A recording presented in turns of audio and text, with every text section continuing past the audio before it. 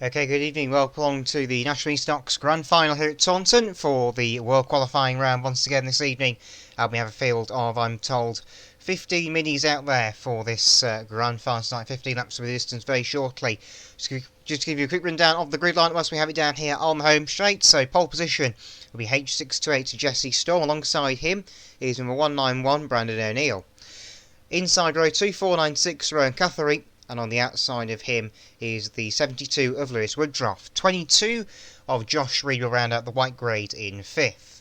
The two yellows then, 84 Ryan Taylor and 345 Thomas Andrews, so those two in line there. Blue graders, 237 Ricky James, 83 Ben Simpson, 85 Caden Morrison, and on his YGRL return today, 447 of Adam Turner. Only the one red top, the current British champion in the National Ministox real life, of course, number 68, Callum Taunton. And then the two superstars at the back, 145 of Scott Kinton and the 114 of Danny Ross. Anyway, yellow flag goes out with a rolling start for Ministox in today's final. This will be a 15-lap race to conclude the minis evening of the main events. We've still got the all-comers to come as well. That'll be another 12 laps of the track following this. But here we go with today's with today's final for the Ministox. Watch the green flag, and we are away and racing with the grand final today for the Ministox. And 6-8 Jesse Storm gets the early jump on the front of the grid. In fact, with Black Cross to 6-8, Mr. Steyer, please. Black Cross 6-8 for a jump start there, so he's going to be docked 2 places in the standings. So the Black Cross will go out 6-8 this time by. There's been an exchange on the first corner. Turner in number 447 getting put aside by Kinton, number 145, as the pack comes steaming through to complete the first lap of racing here at Taunton in today's final. Bumpers going in down there on the bottom bend. Danny Ross getting fired into it all by Scott Kinton there. He goes down the inside of both Turner and Thornton to the bottom bend as 145 Kinton nails the side of 447 Turner down there as they come into the Hoyton turn. Bumpers still piling in further back there as 145 Kinton gets the push out the end by 447 Turner. But effectively your race leader is 22 Josh Reed at the moment as he is the effective leader with 6-2 having a jump start.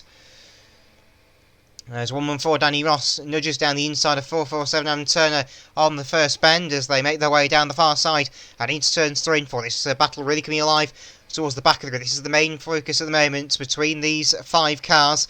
68 Thornton gets the breakaway as Kinton hits the barrier and slows up slightly on the home straight. Danny Ross will go through as well in number 114 on the inside. 447 Turner looking down the inside of Kinton as well. Change further up here as Brandon O'Neill gets past Ryan Taylor 84. Taylor goes in over the front wheel of the Brandon O'Neill car, number 191. Big shot there as Kinton fires Turner into the side of the 114 of Danny Ross down there on turns 1 and 2. Spinner, turn 4, Brandon O'Neill goes round. He gets T-boned and knocked over and onto his roof by so who was that? Lewis Woodruff, sorry, number 72, I should say. Brandon O'Neill, the one rolling in the red car. So over on the far side, I think that's Woodruff in the 72 there, sewing up. He gets taken by Thornton car number 68. 114 Danny Ross on the charge of 447 Turner. Car going the wrong way on turns 1 and 2 there. That looks to be Brandon O'Neill, number 191, making his way to the infield. He retires to the safety of the infield. But obviously with the jump start 6-8 is 22 your leader, 84 is second. Of course 6-8 will still slot in 3rd place, 4th place is 85 and 5th is 496. 496 of course Rowan Catherine won the all-comers race at Bellevue a couple of weeks ago as big bumper work going down there and Thornton piling flat out and over onto his side as Turner and Kinton put the bumper in there to good effect and he got clattered over the side by that looked to be 345 Thomas Andrews as the sort of race leader comes through to lap the 68 car. 114 Danny Ross still on the charge of 447 Turner. As they come through, there's a bit of a lunge there as round goes Lewis Woodruff, number 72, I think that was, going sideways. It turns 1 2 as the 83 car went in the bumper on the first and second bend. So coming through, I think it's going to be on to lap number 13 this time. So 3 to go, Mr. Steyer, please, 3 to go. Bumpers going there as Rowan Catherine gets one from Ricky James down there on turns 3 and 4 there. Ricky James using the bumper to good effect in the 237 car. He's now trying to get rid of the 496 car in a circle. He's down the inside of 496 Rowan Catherine on the far side. And through goes the 237 car.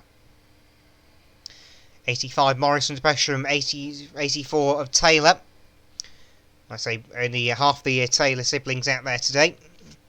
as it's going to be one to run this time then for Jesse Storm, number 628, who of course is going to take the shake flag I think on the raceway, but obviously will be docked to places. So 22 Josh Reed is your effective race leader going into the final lap then.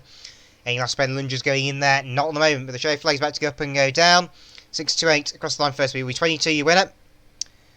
And beyond that, I'm not sure. 85, I think, is next. Then we'll have 628 slotting ahead of 84. 3 wide finish in front of us between Turner, Ross, and Catherine.